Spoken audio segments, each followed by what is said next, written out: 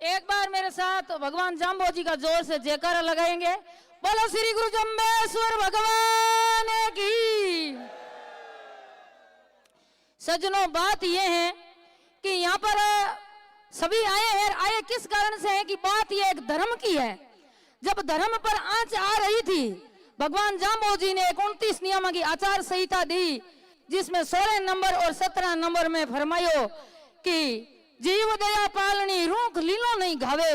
बे बात ने बे लोगे मन में राखी और बे हूं कौन जानियो कि मारो नाम कटई लिखी जी, मारो इतिहास में मन कोई लोग याद करी। बे जो मांगो नंबर आयो, जो बे आपको शीश कटा दियो। पा अमरता देवी ही। और मैं कहना चाहूं कि भगवान जाम्बो जी ने सबूत के तौर पर बताना चाहूं कि 7 नंबर शब्द में फरमायो, काई काटी वन रायो, तुम हरे वृक्षों को क्यों काटते हो। ये धर्म पर आंच आती है। तो मैंने यहाँ पर आज देखे कि हजारों तो सरकारी कर्मचारी थे जो सरकार का कभी विरोध नहीं करते। जो भी सरकार आती है वो उनके नौकर हैं, लेकिन बात धर्म पर आई तो उन्होंने घर छोड़ दिया। मैं बताना चाहूंगी कि युवाओं में इतना जोश है और इतना उन्होंने संकल्प लिया है। थोड़ी सी बात कल चली मैंने ग्रुप में की कि माताएं बहनें और संत बड़े दुखी हैं, उनके मुंह से झाग निकल रहे हैं। तो ग्रुप में लोगों ने विचार किया, मेरे गांव के युवा आए थे, आज उन्होंने कहा सुबह पैदल चलेंगे। और उन्होंने ये भी संकल्प लिया, अगर किसी के कुछ हो जाता है तो हम वहां पर आत्मदाह करने को भी तैयार हैं। युवाओं में इतना जोश है और इतना उन्होंने संकल्प ले रखा है, तो आपस में इस तरह का विवाद करके और उनको भ्रमित ना करे। अगर इस तरह भ्रमित करोगे, ये आस्था कभी खत्म होने वाली नहीं है। आज 1730 की जो चुनौती समाज के सामने आई थी, वही चुनौती आज इस सदी में वापस आ गई है, पुनरावृत्ति हो रही है उस चुनौती की। तो इस चुनौती को वैसे ही मत मिटाइए, इसमें कुछ इतिहास लिखिए। और आज इतिहास नहीं लिखते हो तो फिर दोबारा लिखने का ये मौका नहीं आएगा, ये लोग वापस नहीं आएंगे। आप सोच रहे हो कि आह्वान करेंगे, यार ये लोग आ जाएंगे। राशि सर में धरने को कुचला गया, फलोदी में कुचला गया, और ये तीसरा नंबर है। गिनती करते हैं तो भी 1 2 3 के बाद में चौथा काम नहीं होता है। तो इसमें संत भी सोच ले, समाज के जन आए हुए वो भी सोच ले। हम तो बड़े रिस्क लेके यहाँ खड़े, दोनों हाथ सरकार से बंधे हुए, फिर भी दुख ये है कि माताएं बहनें पीछे तड़प रही थी और अभी भी उन्होंने न तो जल ग्रहण किया है और न अन्न ग्रहण किया है। उनका बड़ा मन है, वो दुखी है। और दुखी इसलिए नहीं है कि हमारी कोई हार हो गई, हार जीत की बात नहीं है। ये सोच रहे हैं जैसे ही हम घर पहुंचेंगे सूचना छपेगी बड़े अक्षरों में, फलाना फलाना जगह इतनी खेजड़ियां कट गई। और फिर एक आदमी के पास में कोई चारा नहीं रहता है, वो जाकर के उन्हें खेजड़ियां रोक ले। सीधा सामने वाला कहेगा कि तेरे बाप का खेत नहीं आ जाएगा, अंदर घुस के बता। इन लोगों के अंदर ताकत है। मैंने संतों से पहले दिन भी निवेदन किया था कि सब लोगों को इकट्ठा कीजिए। और आपको लगता है कि सरकार कानून नहीं बनाती है और सरकार नहीं मानती है, तो आप इशारों में इस समाज के हाथ खोल दीजिए। हाथ खोले थे सरकार ने तो लोग पाकिस्तान में जाकर के भी शीश ले आए। क्या इतना समाज कायर है जो ये बदला ले नहीं पाएगा? राजनीति से कोई सबसे परे है ये लोग, और इन लोगों को हताश मत कीजिए। जो भी निर्णय लेना है वो कठोर लीजिए और एक मत होकर बात कीजिए कि आपने को आगे क्या करना है। और दिशा निर्देश आधे तो कहते हैं यहाँ बैठे रहो, आधे कहते हैं अनशन टूट गया, आधे कहते हैं कि धरना चलता रहेगा। कितने लोग रहेंगे धरने में? पूरी रूपरेखा आज की रात में अभी बननी चाहिए ताकि हम इनको दिशा निर्देश दे सके। अब सांचौर, जालोर, जोधपुर, हरियाणा, पंजाब, वो दूर दूर से लोग आए और 4-4 दिन से आप भूखे प्यासे पड़े और इनको कह दिया हुआ अनशन टूट गया, रात को ट्रेन में चढ़ जाओ। वापस जाके जवाब क्या देंगे घर वालों को? क्या कहेंगे कि हम किस लिए गए थे, क्या लेके आए? 2 संभाग में खेजड़ी नहीं कटेगी। इस बात का तो मेरे को भी दुख है कि 2 संभाग में खेजड़ी नहीं कटेगी। तीसरे संभाग में खेजड़ी कटती है, वो किसकी है? खेजड़ी वो पेड़ है जो सभी जगह है, वो सभी का है, 36 कौम का है। तीसरी जगह कट रही है, वो खेजड़ी किसकी है? इस पर थोड़ा विचार करें। और ये गारंटी ले, संतों को ये विश्वास है कि दो संभागों में सोलर प्लांट है, इसकी वजह से खेजड़ी कट रही है।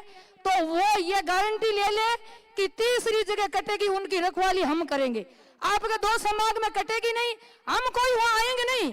किसी जगह चाहे अजमेर में कटो, नागौर में कटो, उसकी जिम्मेदारी जो लोग आज पैरी बन के काम करेंगे हम वहां जाएंगे।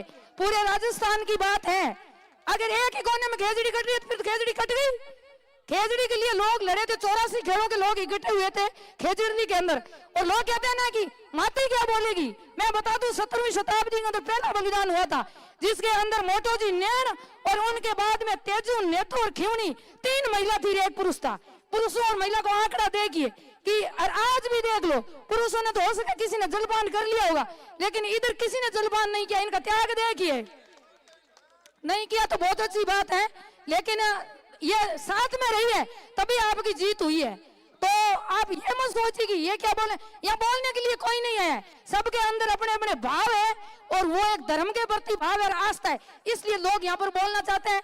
बाकी न तो बोलने का शौक है और ना 1 मिनट का किसी को कह देना कि मेरे घर तक आना तो समय नहीं है लोगों को। ये तो बात समाज की, धर्म की, नाक की, शान की हो गई। तब लोग बिना बुलाए दौड़े यहाँ रहे। 4 बजे मैं उठती हूँ तो सड़कों पे आवाज गूंजती है कि खेजड़ी कौन बचाएगा। ये बात धर्म से जुड़ गई, तब लोग ऐसे कर रहे हैं, नहीं तो किसी के काम से बुला लो कोई नहीं आएगा। और मैं अधिक समय न लेते हुए आज निर्णय ले तो ठीक है, नहीं ये बड़ा नुकसान होगा आगे, दोबारा फिर कोई नहीं आएगा। तीसरी बार धरना समाप्त हो रहा है, ये धरना ही है, सब लोग भी कर रहे हैं, तो फिर या एक बात कर एक मत होकर, चाहे सुभाष जी हो, सुभाष जी का दर्द भी जायज है कि बहुत मेहनत की है, और हमारा छोटा भाई इस तरह रोता है तो दर्द हमें भी होता है, ऐसी बात नहीं है। मैंने देखा कि उनके आंखों पर, उनकी आंखों में आंसू थे, तो मैंने पीछे देखा प्रत्येक नौजवान युवाओं की आंखों में भी आंसू थे, और लोग इस तरह शान से आ रहे हैं आपके समर्थन में। 1000 लोग उस दिन आए थे, और आज लोग खून से लेटर लिख के आ रहे हैं, खून से एसडीएम को ज्ञापन दिया है मेरे गांव के लोगों ने। गर्व होना चाहिए ऐसे समाज पर, ऐसे लोगों पर। फिर भी आप हताश हो रहे हो तो इसका तो कोई उपाय नहीं है, और मेरे को तो यही लगता है फिर राजनीति के शिकार हो रहे हो, और कहते हैं कि जन हानि हो जाएगी, कोई मर जाएगा। अगर मरने की चिंता थी तो पहले ये रखना ही नहीं था। अगर कुछ करेंगे तो फिर मरेंगे, या कुछ मानेंगे या मरेंगे। अब रही बात लास्ट अंतिम बात, मेरी बात समाप्त कर रही हूँ। रही बात, संतों ने यह कह दिया कि कोई मर जाएगा तो उनका जवाब हमें उसके घर में देना पड़ेगा। मैं कहती हूँ अगर किसी का ही कुछ होता है तो संतों पर उसका कोई दोष नहीं है, संतों अपने लिए लड़ रहे हैं, अपने साथ है। ये भी मैं निवेदन कर रही हूँ, और आगे जो भी निर्णय ले वो सबकी सहमति से लेकर के और इन बेचारे लोगों को बता दे ताकि ये परेशान न हो। बोलो श्री गुरु जम्बेश्वर भगवान की, विष्णु भगवान की, 363 शहीदों की, मां अमरता की, और इन धर्म प्रेमी सज्जनों की।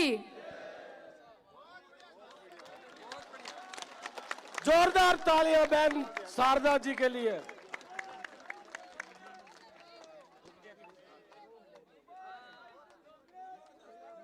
एक बार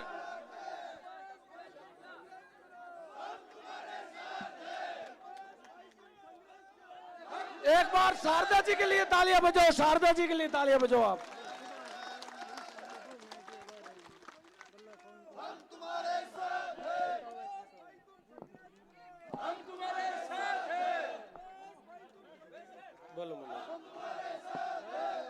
सभी साथियों से निवेदन है कि अरे बोलो गुरु जम्बेश्वर भगवान की। मैं बार बार मंच से निवेदन कर रहा हूं कि अपन ने अपना जो उद्देश्य है वो बिल्कुल स्पष्ट शब्दों में कह दिया है। संशय का कोई भी सवाल ही नहीं उठता, संशय है ही नहीं। हमारी 2 मांगे थी और अभी भी बरकरार है। एक मांग है, वो मांग मुख्यमंत्री जी ने विधानसभा की पटल पे कानून बनाने की बात कह दी, इसे हर्ष स्वीकार है और उनका तहे दिल से यहां से धन्यवाद करते हैं। दूसरी, जब तक कानून बने तब तक इन खेजड़ियों और हरे वृक्षों की सुरक्षा को सुनिश्चित करें।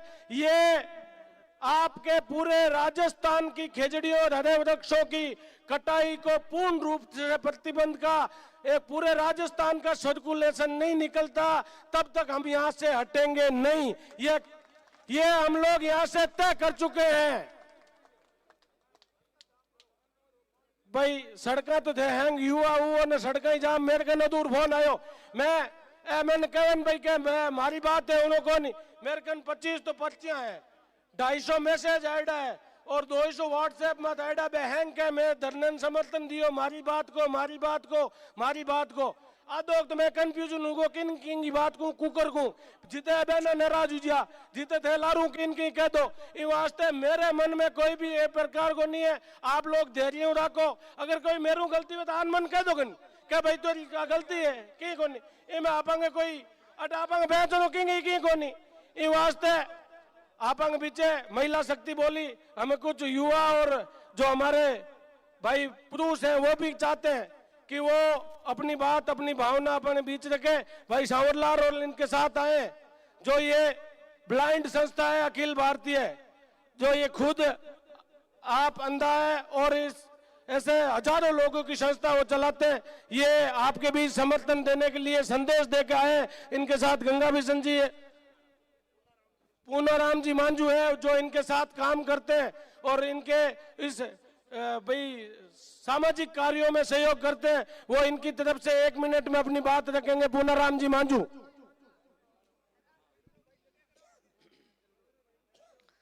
बोलो जम्बेश्वर भगवान की, बोले विष्णु भगवान की, 363 वीर शहीदों की। सबसे पहले संतों के चरणों में कोटिश वंदन, मातृशक्ति के चरणों में कोटिश वंदन, बड़े बुजुर्गों के चरणों में कोटिश वंदन, साथ ही साथ युवा जो शक्ति है उनको भी कोटिश वंदन करते हैं।